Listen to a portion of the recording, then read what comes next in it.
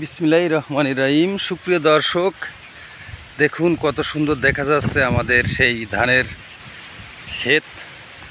আমাদের কৃষকেরা প্রচুর কষ্ট করে এত সুন্দর ধান ফলাচ্ছে, আর যেটা আপনাদের না দেখালে নয়। আর আমরা এখন চলে যাচ্ছি সরাসরি আইব ভাইয়ের কাছে। আইব ভাই ধানে সার মারতেছে, আপনারা সঙ্গে থাকবেন।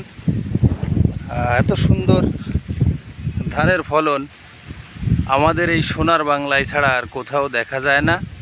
দেখুন চারি সাইডে ধানের সমারোহ, বাতাস বইছে। বাতাসের শব্দ আপনারা হয়তো বা অনেকখানি পাচ্ছেন। আপনারা সঙ্গে থাকবেন। আইব ভাই ধানে সার দিচ্ছে, আমরা একটু তুলে ধরবো যে এখন প্রায় ধান থোড়মুখী, তখন কী সার ব্যবহার করতেছে। সঙ্গে থাকবেন আপনারা আশা করি। এই দেখুন এখানে আছে ইউরিয়া, ড্যাপ, যেটারে বাংলায় আমরা অনেকে মাইটে সার বলি। আর পাশাপাশি আর আছে হয়তো আর একটা কী সার আছে, আমরা শুনবো আইব ভাইয়ের কাছে। সেই পর্যন্ত আপনারা আমাদের চ্যানেলের সঙ্গে থাকবেন।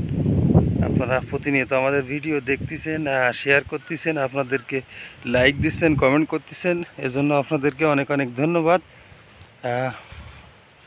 সঙ্গে থাকুন। আসসালামু আলাইকুম আইব ভাই। ভাই ভালো আছেন?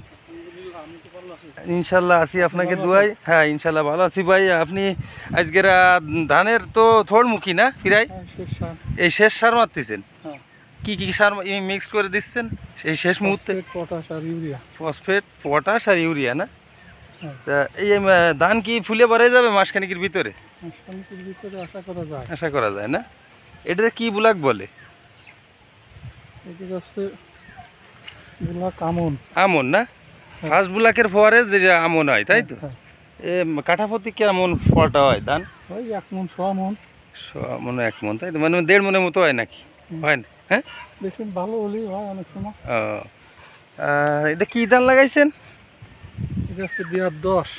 BR10, তাই তো? দর্শক, আইবার সাথে কথা বলতেছিলাম। মাশাল্লাহ ফলন খুব ভালোই হয়েছে। কতটুকু জায়গায় লাগাইছেন এবছর? 25 কাঠা। 25 কাঠা, মানে 1 বিঘে 5 কাঠা, তাই তো? সুপ্রিয় দর্শক, আমরা আইবার সাথে কথা বলছিলাম। BR কত বললেন জানো? 10। BR10 যাতে ধান লাগাইছে। মাশাল্লাহ ফলনটাও খুব ভালো হয়েছে 2025 সালে। আমরা দোয়া করি আইব ভাইয়ের জন্য যেন সুন্দরভাবে ধানগুলো ঘরে তুলতে পারে। আর 25 কাঠা জায়গাতে আইব ভাই এবছর ধান লাগাইছে। আর এইবার শেষ সার মারতেছে, এই 3 প্রকার সার মিক্সড করে মেরে দিচ্ছে। এই শেষ, এরপর আর সার মারা লাগবে না। এবার এই সিজনের এই ধানে তো বেশি একটা পানি দেওয়া লাগে না, না? পানি মোটেই দেওয়া লাগে না। মোটেই দেওয়া লাগে না, না? আল্লাহর রহমতে বৃষ্টি হওয়ার পরে। এবারে তো ঘন বৃষ্টি। হ্যাঁ মাশাল্লাহ, যার জন্য ধান ইনশাল্লাহ ভালো আছে। তবে ভাই 2-1 জায়গায় যে নিচে নিচে দেখতেছি ধান, কারণ মাজরা পোকার দমনে না এসব ঠিক হয়ে গেছে এখন, না? দর্শক, এই বছর আইব ভাইয়ের ধানটা একটু খারাপ মনে হচ্ছে আমার কাছে, কারণ আগে পরে তো ভিডিও দিছি অনেকগুলো। তা হঠাৎ করে মাজরা পোকার মানে আক্রমণে ধানগুলো একটু উল্টোপাল্টা হয়ে গেছিলো। মাশাল্লাহ আবার ঠিক হয়ে যাচ্ছে এখন, তো সমস্যা নাই। সর্বশেষ আইবার জন্য দোয়া থাকলো যেন সুন্দরভাবে ধানগুলো ঘরে তুলতে পারে 2025 সালে। সবাই কমেন্ট করবেন, ভিডিওটি শেয়ার করবেন, লাইক করে সঙ্গে থাকবেন আমাদের কৃষি চ্যানেলের সঙ্গে। আপনারা জানেন আমরা প্রতিনিয়ত কৃষিভিত্তিক কন্টেন্ট আমাদের ইউটিউব চ্যানেলে ছেড়ে থাকি। তো সবাই সঙ্গে থাকবেন এবং কমেন্ট করবেন ভিডিওটি কেমন লাগলো। পরবর্তী কোনো এক ভিডিও ইনশাল্লাহ কথা হবে।